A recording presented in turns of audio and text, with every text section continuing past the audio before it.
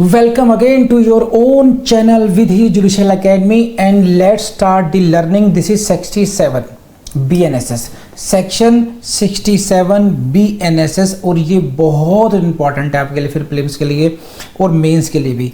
सभी sections prelims के लिए इंपॉर्टेंट है, मेंस के लिए भी इंपॉर्टेंट है, ध्यान रखना आप ये। तो देखते हैं पहला क्वेश्चन प्रीलिम्स में कहाँ से आएगा। First question in your prelims exam will come from the heading itself. Which section deals with the situation when service cannot be effected as before provided? What is this?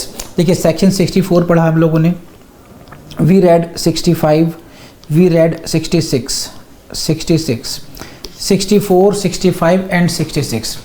These three sections dealt different situations regarding the service of summons. 64 में क्या कहा गया कि summons की service personal होनी चाहिए, personally होनी चाहिए। 65 में कैसे कहा गया कि कॉरपोरेट फर्म्स सोसाइटीज़ पर कैसे होगी, और 66 में क्या कहा गया कि अगर वो व्यक्ति जिस पर सम्मन्स की सर्विस होनी हो वो नहीं मिलता है तब हम क्या करेंगे। अब ये 67 ये कह रहा है कि भाई सम्मन्स की सर्विस एज पर 64, 65 और 66 पॉसिबल ही नहीं है, तब क्या होगा? तब ये होगा, read the direct language, please see this. If the service can not कैसे by the exercise of due diligence be effected as provided in section 64, 65 और 66। ये तीन सेक्शंस हो गए। देखिए वही शब्द आ गया यहाँ पर भी ड्यू डिलिजेंस के साथ। देखिए तो ये कौन सी सिचुएशन हो गई कि जब सम्मन्स की सर्विस 64, 65 और 66 के प्रोसीजर के अकॉर्डिंगली हो ही नहीं सकती है डिस्पाइट ड्यू डिलिजेंस के होने के बावजूद भी सर्विस 64, 65 और 66 के अकॉर्डिंगली नहीं हो सकती है, तब क्या होगा? Then you will adopt the procedure of service by affixing one of the duplicates। इसको कहते हैं चस्पा करना, आम भाषा में जो लीगल लैंग्वेज में आम भाषा में यूज़ करते हैं उसको बोलते हैं चस्पा करना। इसका मतलब क्या होता है कि जो सम्मन्स की जो एक प्रतिलिपि है उसको आपके घर के एक भाग पर, कौन सा, जो कॉन्स्पिक्यूअस पार्ट होगा, जो सहज दृश्य होगा, जिसको आसानी से देखा जा सकता होगा, वहाँ पर उसको चस्पा कर देंगे, वहाँ पर उसको चिपका देते हैं। तो उस तरीके से यहाँ पर सम्मन्स की सर्विस की जाएगी। तो चलिए इसको समझने के लिए हम लोग एक बार बेरेट की रीडिंग करते हैं आगे के। इसमें ये क्या कहता है, ये रहा, द सर्विंग ऑफिसर क्या करना चाहिए? Shall affix one of the duplicates. Shall affix one of the duplicates. जो सर्विंग ऑफिसर होगा वो कौन हो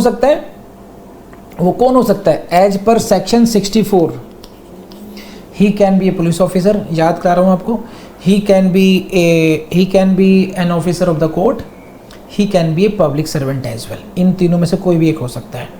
तो क्या करना चाहिए? he shall affix, चिपका देनी चाहिए क्या? one of the duplicates of the summons की एक प्रतिलिपि उसको चिपका देनी चाहिए। लेकिन कहाँ पर? इस लाइन को अंडरलाइन करेंगे क्योंकि यहाँ से फिर क्वेश्चन बनेगा। टू सम, देखिए पढ़िए ऐसे, to some conspicuous part of the house और होम स्टेड। जो उसका घर है उसके किसी सहज दृश्य जगह पर, घर पर चिपका देना चाहिए। कहाँ पर?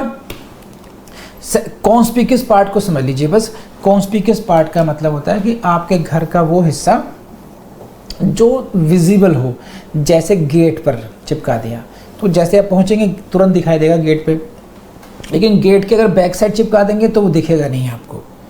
किसी रूम के किसी कॉर्नर में जाके चिपकाएंगे तो नहीं दिखेगा। तो ऐसे पार्ट पर चिपकाना जो कि आसानी से विजिबल हो जाए, इसका मतलब ये हुआ। और घर कौन सा इसके बारे में आइडेंटिफाई कर लीजिए। इन विच पर्सन सम्मन्ड ऑर्डिनरीली रिजाइड्स। ऐसे घर में जहां पर वो व्यक्ति सामान्य रूप से निवास करता है। तो इन्हीं शब्दों को ध्यान में रखते हुए आप इसको याद रखेंगे। बस हो गया।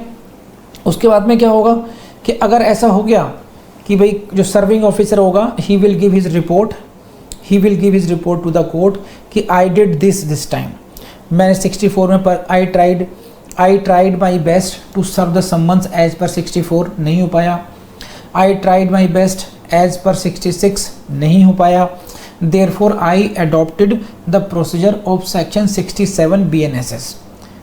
अब कोर्ट की जानकारी में आ गई, what the court can do, court क्या करेगी, चाहे तो इस बात की इंक्वायरी करा सकती है। लाइन पढ़िए देखिए, after making such inquiries as it thinks fit, इस प्रकार की इंक्वायरी कराएगी कोर्ट, करा सकती है जैसे कि न्यायालय को उचित लगे। और उसके बाद में कोर्ट के पास दो ऑप्शन है, number 1 may either declare that summons has been duly served, कि समन्स की सर्विस प्रॉपर हो गई है, उसी को सफिशिएंट एफर्ट्स मान लिया जाएगा, उसी को समन्स की सर्विस मान ली जाएगी। अब भले ही उस व्यक्ति को ज्ञान ना हो, ध्यान रखना इसको समझिएगा कि कोर्ट ये डिक्लेयर कर सकती है, कोर्ट ये घोषणा कर सकती है कि summons served duly now, even though भले ही एक्चुअल में प्रैक्टिकली उस व्यक्ति को, जिस व्यक्ति को समन्स दिए जाने थे उसको पता भी नहीं चला हो, लेकिन ये 3 एफर्ट्स करने के बाद में, अप टू सेक्शन 67 एफर्ट्स करने के बाद में कोर्ट के पास ये राइट है, कोर्ट कैन डिक्लेयर कर सकती है कि now summons is duly served.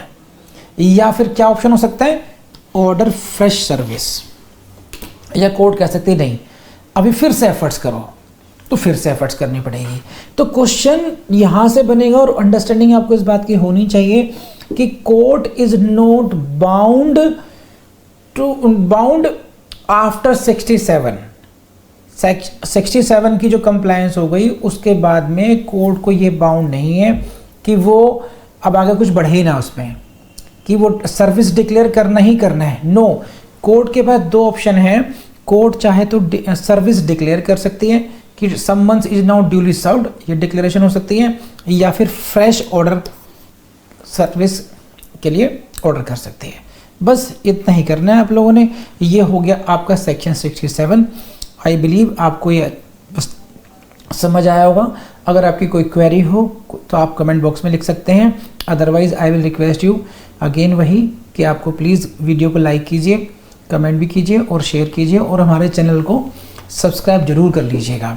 और अगर आपको अच्छा लगता हो, अगर आपको वाकई में हमारा कोर्स पूरा कर रहे हैं और हमारी एफर्ट्स आपको अच्छी लग रही हो, तो प्लीज़ गूगल रिव्यू भी जाकर दीजिएगा ज़रूर, वो बहुत ज़रूरी है, क्योंकि कुछ लोग नेगेटिवली हम लोग के पीछे पड़ रहे हैं उस तरीके से हमें हतोत्साहित करने के लिए।